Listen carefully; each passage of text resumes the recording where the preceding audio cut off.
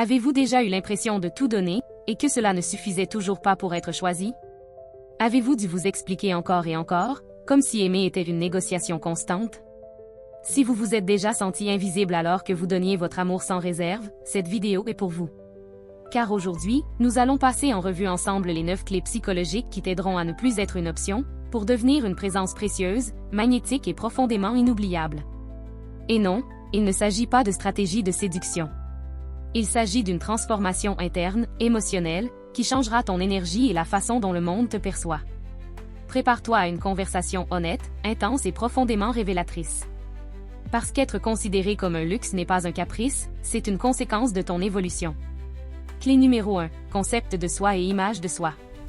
Tout commence dans un endroit très silencieux, à l'intérieur de toi. La façon dont tu te vois, ce que tu penses mériter, l'histoire que tu te répètes intérieurement sur ta valeur, définit la façon dont tu interagis avec le monde. Si, au fond de vous, vous croyez encore que vous devez mériter l'amour, que vous devez faire des efforts pour être choisi, pour être vu, pour ne pas être abandonné, alors vous agirez en fonction de ce besoin. Et cette énergie se transmet, même si vous ne dites pas un mot.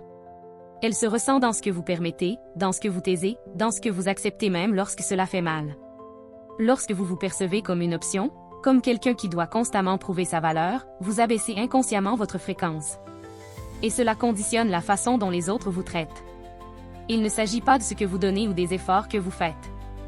Il s'agit de ce que vous pensez valoir, même lorsque personne ne vous regarde. Même lorsque vous n'êtes pas choisi. Le véritable changement commence lorsque vous décidez de cesser de chercher la validation à l'extérieur et que vous commencez à vous traiter comme quelqu'un de sacré. Comme quelqu'un qui ne supplie pas, qui ne rivalise pas, qui ne se met pas en vente émotionnellement. Lorsque vous vous reconnaissez comme un luxe émotionnel, les autres n'ont que 2 options, s'aligner sur vous ou s'éloigner. Et même si cela peut sembler être une perte au début, souvent, lorsqu'une personne s'éloigne, c'est simplement la vie qui nettoie le chemin. Car ce qui part lorsque vous passez au niveau supérieur n'était jamais vraiment prêt à rester. Commencez par vous regarder avec d'autres yeux. Non pas à partir de ce qui vous manque, mais à partir de la femme que vous êtes en train de devenir. Forte, consciente, aimante, centrée. Votre valeur ne se supplie pas. Votre valeur s'incarne. Et lorsque vous l'incarnez, le monde le remarque. Clé numéro 2, présence vs absence. Être disponible n'est pas la même chose qu'être présent. Beaucoup de femmes confondent le fait d'être toujours attentive, de répondre rapidement, de se montrer accessible ou d'être là pour tout, avec une véritable connexion. Mais la vérité est que souvent, cette disponibilité constante n'est pas de l'amour, c'est de l'anxiété. C'est la peur de l'abandon déguisé en dévouement. C'est une façon silencieuse de mendier de l'attention sans le reconnaître. Combien de fois avez-vous dû justifier pourquoi vous méritiez un message? Un appel? Une explication? Ce sentiment de vide, cette angoisse qui naît lorsqu'ils ne répondent pas comme vous l'espériez, ne vient pas d'un réel besoin d'amour, mais d'une profonde déconnexion avec vous-même. Car lorsqu'une femme est déconnectée de son pouvoir intérieur, son énergie devient diffuse, dépendante et presque invisible. Elle s'éteint. Au contraire, lorsqu'une femme se retrouve elle-même, sa présence devient magnétique. Elle n'a pas besoin de demander de l'attention, car son énergie la réclame naturellement. Elle ne cherche plus à être entendue, car sa seule présence parle.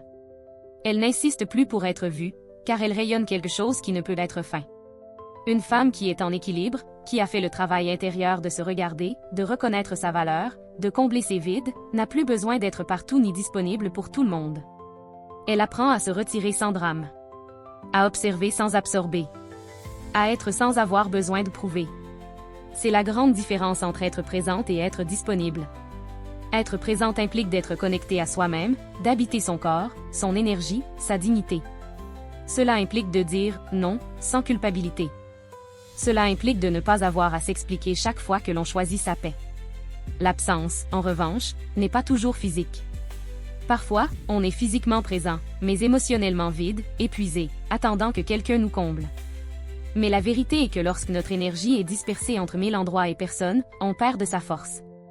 On perd de sa clarté. Et surtout, on perd de sa présence. Une femme qui s'est retrouvée n'a pas besoin de crier pour être entendue. Elle n'a pas besoin de tout montrer pour être remarquée. Son énergie parle d'abord. Son silence aussi. Sa présence est un message. Et ce message dit « Je suis là ». Entière. Complète. Je n'ai pas besoin de toi pour me sentir valable, mais si tu choisis de rester, ce sera dans le respect et la réciprocité. Clé numéro 3. Se construire une vie à soi. Avoir une vie à soi ne signifie pas être occupé tout le temps, ni remplir son agenda pour ne pas penser. Cela signifie avoir un espace intérieur et extérieur qui vous appartient. Cela signifie que votre monde ne tourne pas autour de quelqu'un qui vous écrit, vous cherche ou vous valide. Avoir sa propre vie, c'est être rempli d'activités, d'habitudes, de rituels, de relations et de rêves qui viennent de vous, et non de la peur d'être seul. C'est cesser d'attendre qu'une relation arrive pour commencer à vivre, et comprendre que votre vie est déjà le théâtre principal. Une femme qui s'est construit sa propre vie n'a pas besoin d'être sauvée. Elle n'attend pas que quelqu'un vienne la sauver de l'ennui, de la solitude ou du vide.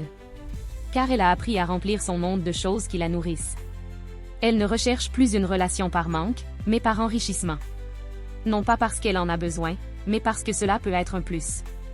L'erreur est de croire que l'amour est le but. Mais le véritable amour n'est pas une destination, c'est une compagnie. Et seul celui qui ne vient pas compléter ce que vous n'avez pas travaillé peut marcher à vos côtés. Votre routine n'a pas besoin d'être parfaite, mais elle doit être la vôtre. Une routine choisie, qui vous fait du bien, qui vous connecte à votre essence, qui vous donne un sens.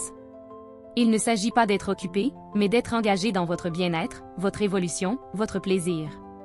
La différence entre une femme vide et une femme comblée, c'est que l'une attend d'être invitée à vivre, et l'autre vit déjà. Une femme qui construit sa vie de l'intérieur sait qui elle est, c'est ce qu'elle veut et ne se laisse pas détourner par une promesse vide. Parce que son monde ne s'écroule pas en l'absence de quelqu'un. Elle est tellement comblée qu'il faut venir avec respect et courage pour entrer dans sa vie. Pas pour la sauver. Pas pour la combler. Mais pour marcher à ses côtés. Dans l'équilibre. Dans l'admiration mutuelle. Lorsque vous construisez une vie qui vous inspire, qui vous soutient, qui vous reflète, tout change. Parce que l'énergie change. Vous ne projetez plus un besoin, mais la plénitude.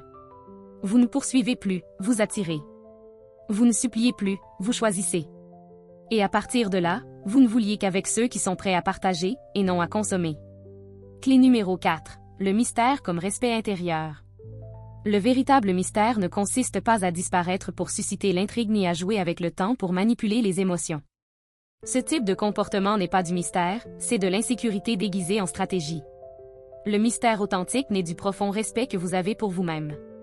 C'est une façon de dire au monde, tout en moi n'est pas immédiatement disponible. Tout ne se montre pas instantanément. Non pas parce que j'ai peur, mais parce que j'ai appris à apprécier ce que je suis. Et quand quelque chose a de la valeur, on ne l'exhibe pas sans conscience. Une femme qui se respecte ne se précipite pas pour tout montrer. Elle ne livre pas son âme dès la première rencontre et ne révèle pas son histoire à quelqu'un qui n'a pas démontré la maturité nécessaire pour la soutenir. Ce n'est pas de la froideur, c'est de la sagesse. Parce qu'elle a compris qu'un lien profond se construit par étapes, et non à toute vitesse. Que celui qui est prêt à vraiment se connecter saura attendre. Il saura observer.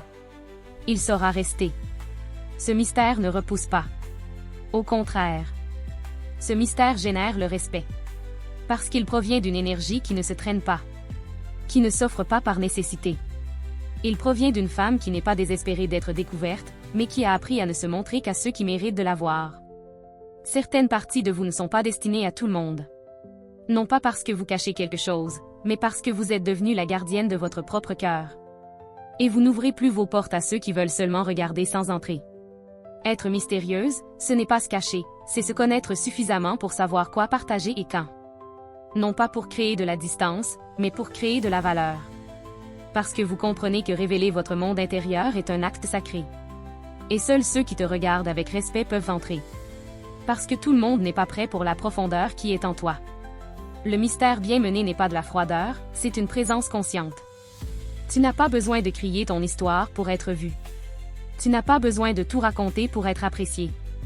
Parce que ta seule façon d'être, de regarder, de parler peu, en dit déjà long. Et cela, dans un monde où tout le monde court après l'attention, te rend inoubliable. Clé numéro 5. L'élégance émotionnelle. La véritable élégance n'a rien à voir avec des vêtements coûteux, ni avec le fait de marcher comme sur un podium, ni avec le fait de parler avec des mots sophistiqués. L'élégance émotionnelle est beaucoup plus profonde. C'est la façon dont vous vous comportez à l'intérieur. C'est l'énergie que vous dégagez lorsque vous n'avez plus besoin de l'approbation des autres pour vous sentir à la hauteur. C'est la dignité avec laquelle vous marchez dans le monde lorsque vous savez que vous n'avez pas besoin de supplier pour obtenir de l'amour, ni de justifier votre présence. Une femme émotionnellement élégante ne cherche pas à s'intégrer, elle reste centrée. Elle ne rivalise pas. Elle se concentre. Elle ne s'énerve pas face à l'indifférence des autres, car elle a appris que sa paix n'est pas en jeu à cause de ce que les autres font ou ne font pas. Elle ne poursuit pas. Elle n'exige pas d'être vue. Car elle sait que sa seule présence, calme, alignée et cohérente, suffit à transformer n'importe quel espace. Et ce magnétisme ne s'achète pas, il se cultive. Cette femme n'entre pas dans un lieu en demandant de l'attention. Elle arrive avec une fermeté tranquille. Avec un regard assuré. Avec des mots doux mais profonds. Son énergie parle avant sa bouche. Parce qu'elle a cessé de vivre en mode alerte et a commencé à vivre en mode authenticité. Et cette cohérence entre ce qu'elle ressent, ce qu'elle pense et ce qu'elle fait, c'est ce qui a vraiment un impact. L'élégance émotionnelle se remarque également dans la façon dont elle se retire. Dans la façon dont elle fixe des limites sans faire de scandale. Dans la façon dont elle dit « non » sans culpabilité. Dans la façon dont elle ne se laisse pas perturber par la précipitation des autres. Parce qu'elle a fait la paix avec sa propre solitude. Parce qu'elle n'attend pas d'être choisie, elle s'est déjà choisie elle-même. Et à partir de là, elle n'autorise que les relations qui respectent ce choix. Une femme centrée n'est pas inaccessible, elle est claire. Elle n'est pas arrogante, elle est ferme. Elle n'agit pas par anxiété, elle agit par intention. Et cette façon d'être, cette présence qui n'exige rien, qui ne se justifie pas, qui ne se précipite pas. C'est ce qui en fait un luxe émotionnel. Car dans un monde plein de bruit, son calme devient irrésistible.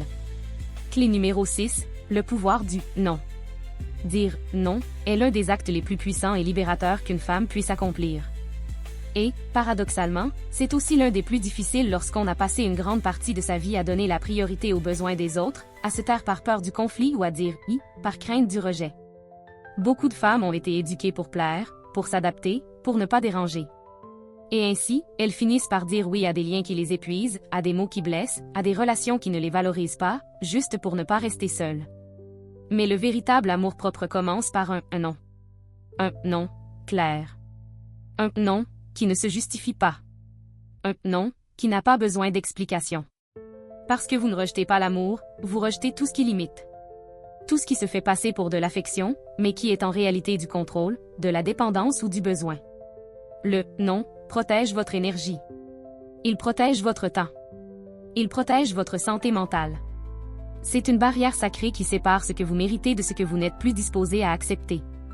Lorsque vous apprenez à dire non, sans culpabilité, sans peur, sans anxiété, vous envoyez un message puissant au monde. Vous n'êtes plus disponible pour ce qui vous minimise.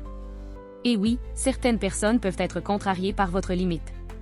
Elles peuvent vous traiter de froide, d'égoïste, de difficile. Mais cela ne dit rien sur vous, cela en dit long sur elles. Car ceux qui s'offusquent de votre « non » voulaient probablement seulement avoir libre accès à votre vie, et non une véritable connexion basée sur le respect mutuel.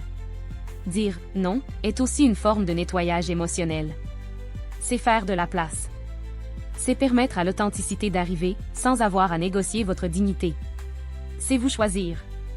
Et lorsque vous apprenez à vous choisir, vous cessez de mendier de l'attention, de l'affection ou de la validation. Une femme qui sait dire « non » devient claire, ferme, solide. Non pas par dureté, mais par amour-propre. Et à partir de là, les relations changent. Car désormais, il n'y a de place que pour ceux qui savent aimer sans envahir, sans exiger, sans manipuler. Le « non » n'est pas un rejet. C'est une direction.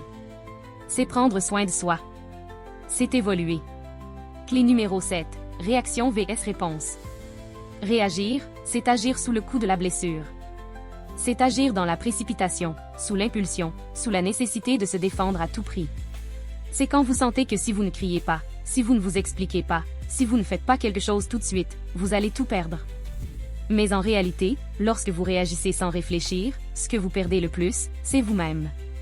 Réagir, c'est laisser les émotions accumulées vous contrôler. C'est répondre à partir de l'enfant blessé qui est en vous, et non à partir de la femme consciente que vous vous efforcez de devenir. C'est lorsque quelque chose ou quelqu'un touche un point sensible et que vous sentez que vous devez répondre immédiatement, même si cela implique de perdre votre paix intérieure. En revanche, répondre, c'est choisir. C'est se donner un espace entre ce que l'on ressent et ce que l'on fait. C'est se donner la permission de respirer avant d'agir. C'est dire, oui, cela me fait mal, mais je n'ai pas besoin d'exploser pour le montrer. Je n'ai pas besoin de désespérer pour être comprise. Je n'ai pas besoin de me perdre dans une tentative pour empêcher l'autre de partir. Répondre, c'est prendre le contrôle interne. Pas de l'autre. Pas de la situation. Mais de vous-même. Car il ne s'agit pas de ne pas ressentir, mais de ne pas être dominé par ce que vous ressentez. Il s'agit de rester centré lorsque tout en vous veut déborder. La maturité émotionnelle ne se voit pas dans la façon dont vous aimez quand tout va bien, mais dans la façon dont vous vous maintenez lorsque le chaos arrive. La femme qui répond en toute conscience a appris à s'observer. Elle n'agit pas dans l'urgence. Elle n'a pas besoin de mendier la compréhension. Elle parle clairement, mais sans se perdre. Lorsque vous parvenez à répondre au lieu de réagir, vous protégez votre énergie, votre dignité, votre pouvoir. Car le véritable pouvoir ne réside pas dans le contrôle de l'autre, mais dans le fait de rester fidèle à soi-même, sans crier, sans s'abaisser, sans implorer. Et cette paix intérieure qui se cultive dans le silence entre le stimulus et la réponse, c'est la force qui transforme vos relations. Parce que vous n'essayez plus de vous faire entendre en criant, mais vous parlez d'un endroit si ferme que votre présence devient un message. Réagir, c'est répéter l'ancien. Répondre, c'est créer du nouveau. Et vous méritez des relations où vous pouvez choisir à partir de votre conscience, et non à partir de votre blessure. Clé numéro 8, le silence comme miroir. Le silence n'est pas toujours une absence. Parfois, c'est la présence dans sa forme la plus puissante. Lorsque vous cessez de vous justifier, d'expliquer ce que vous avez déjà dit 1000 fois, de supplier d'être comprise, votre silence commence à parler plus fort que vos mots. Il y a des silences qui ne punissent pas, mais qui reflètent. Ils reflètent le manque de réciprocité. Ils reflètent la fatigue de porter le poids de la conversation émotionnelle. Ils reflètent que quelque chose a changé en vous. Il ne s'agit pas de manipuler avec le silence. Il s'agit de l'utiliser comme une frontière saine. Parce que tout ne mérite pas une réponse. Tout ne mérite pas une réaction. Et tout ne mérite pas votre énergie. Quand tu décides de te taire, ce n'est pas parce que tu n'as pas de voix, c'est parce que tu as déjà choisi les conversations auxquelles tu ne reviendras pas. Parce que tu as compris que celui qui ne s'arrête pas devant ta douleur, ne mérite pas non plus ton explication. Le silence est une façon de dire « Je ne suis plus disponible pour ce qui me brise ». C'est l'affirmation la plus claire de ta limite émotionnelle. Et celui qui sait l'écouter, le comprend sans que tu aies à élever la voix. Clé numéro 9. Langage interne transformateur. La voix la plus puissante que vous entendez chaque jour est la vôtre. Pas celle que vous utilisez pour parler aux autres, mais celle que vous utilisez pour vous parler à vous-même. Celle que personne n'entend, mais qui définit tout. Si cette voix vous dit que vous ne méritez pas, que vous ne pouvez pas, que quelque chose en vous est brisé, c'est ce que vous allez refléter. Car le monde ne répond pas à vos paroles extérieures, mais à votre vibration intérieure. Mais lorsque cette voix commence à changer, lorsque vous vous parlez avec respect, avec présence, avec amour, tout autour de vous commence à s'aligner. Votre posture change. Votre énergie change. Et sans en dire beaucoup, les gens le ressentent. Il ne s'agit pas de répéter des phrases vides de sens. Il s'agit de vous reconnaître. De vous corriger avec compassion. De vous affirmer avec vérité. Et de cesser de chercher à l'extérieur la validation que vous seul pouvez vous donner. Votre dialogue interne crée votre atmosphère émotionnelle. Et lorsque cette atmosphère est sûre, aimante et ferme, personne ne peut vous traiter en dessous de la valeur que vous incarnez déjà. Et maintenant? Que faites-vous de tout cela? Vous commencez. Vous commencez par une décision. Cessez d'être une option pour devenir une présence. Vous commencez par vous traiter comme le luxe émotionnel que vous êtes. En vous rappelant que celui qui vous mérite saura attendre, prendre soin, écouter et rester. Et surtout, il saura vous voir même lorsque vous êtes silencieuse. Et si ce message a touché quelque chose en vous, si vous avez senti que c'était le moment de vous éveiller à une nouvelle façon de vous aimer, de vous lier, d'exister, abonnez-vous à cette chaîne. Car ici, chaque mot est une invitation à revenir à vous-même. À votre centre. À votre pouvoir. À votre vérité. À bientôt dans la prochaine vidéo.